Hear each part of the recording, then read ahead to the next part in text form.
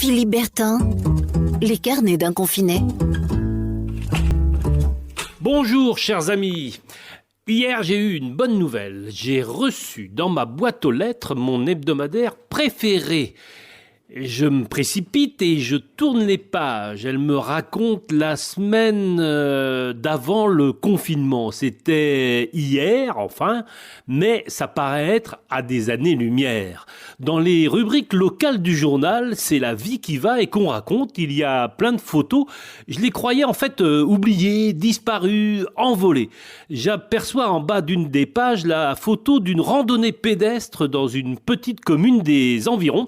Il est écrit juste en dessous, j'ouvre les guillemets, le parcours de 8 km a permis aux marcheurs de s'oxygéner, fermez les guillemets. Puisque je vous le disais, on est à des années-lumière et pourtant, c'était il y a 15 jours. Je tombe aussi sur une autre photo, c'est celle d'un pêcheur au bord d'une rivière. Le monsieur est visiblement très content, c'est écrit aussi dans le journal, j'ouvre les guillemets, j'ai pêché 4 truites en 1h30.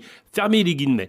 Il y a aussi une rubrique consacrée aux ventes aux enchères. L'une d'elles a réuni des centaines de curieux venus découvrir en pleine campagne des épaves de vieux tracteurs. C'était il y a une quinzaine de jours. On pourrait, comme ça, multiplier les exemples à l'infini. Notre journal, au fond, c'est un peu ce qui nous relie à la vie. Il est parfois comme un album de photos de famille. Je vais donc le garder précieusement cette semaine. Je vais décortiquer toutes les pages, une par une, les lire et les relire en détail pour ne rien manquer de la vie d'avant et surtout, pour se souvenir des très belles choses. Portez-vous bien, prenez soin de vous et à demain. Philippe Bertin, les carnets d'un confiné. Podcast by Tendance Ouest.